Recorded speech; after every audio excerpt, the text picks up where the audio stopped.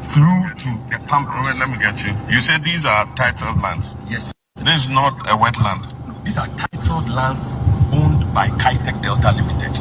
But who gave them title on a wetland? You work with Kitec. So the title land they have from... You work with Kitec. No, I'm with Gbawe. So you are the ones who sold the land to them? Much of these lands fall within you are the the one who sold the land. Yes. Okay, so we are talking about the Ramsar site. Yes. That we have sold to a private company to silt.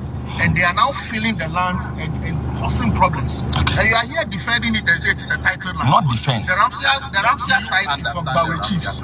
So you are selling the Ramsar site to a private company. And you are here to defend the fact that the company is filling the place up and causing problems. That's a very good question. And you want us to continue listening to you? No, please. Please. We are not ready to. And the point even is, your point about the N1 blocking the water. I mean, there's a bridge. The water flows under the bridge. So how did the N1 block water? Because they take cognition of the drains and they build over. And so the water flows under the bridge. The problem now is the filling of this wetland. Nobody was supposed to sell this land. You don't sell wetlands. They are protected sites. Go to other places where people have built there. Their buildings have been demolished. So the traditional authority has no right to sell or give title to somebody on a wetland, because that's where the water flows and stays and continues to the sea. So if the person is dredging the small drain from you and he's narrowing the drain here, so all this water that is coming from up there, where is it going to pass? So the dredging is from the Malam market, under the bridge of the Malam market, through to Palm Ross. So it's been widened. Hitherto, it was very narrow, but because of what we needed to be widened enough to be able to collect the water. So it's for that reason that since this dredging has taken place, all the major downpour over these few months have been well contained by this dredging, and this place has been well. That's down there. You see, don't stop this. Down there. Down there.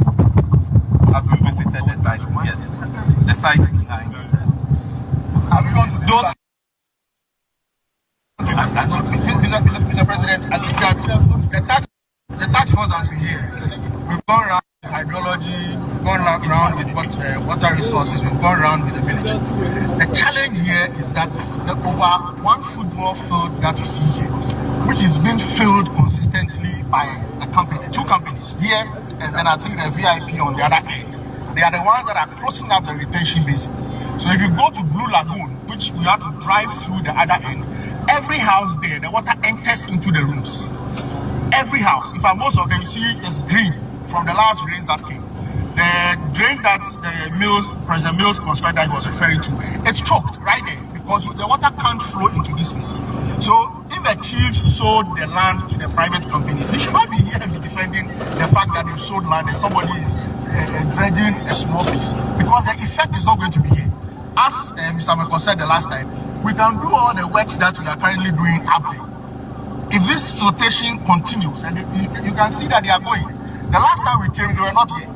And they block access to this place. So you can only access this place through their company. You cannot come through the other end. They've deliberately drilled some things there so you can't come. So they have the leeway to be doing this and building the wall. And they will come and put up structures here. Then government would always be called upon. There is flooding in Blue Lagoon, Gbawe is flooded, Malam Junction is flooded. Because they have taken money and they are benefiting for the private company, everybody else must suffer. I don't think that should be the case.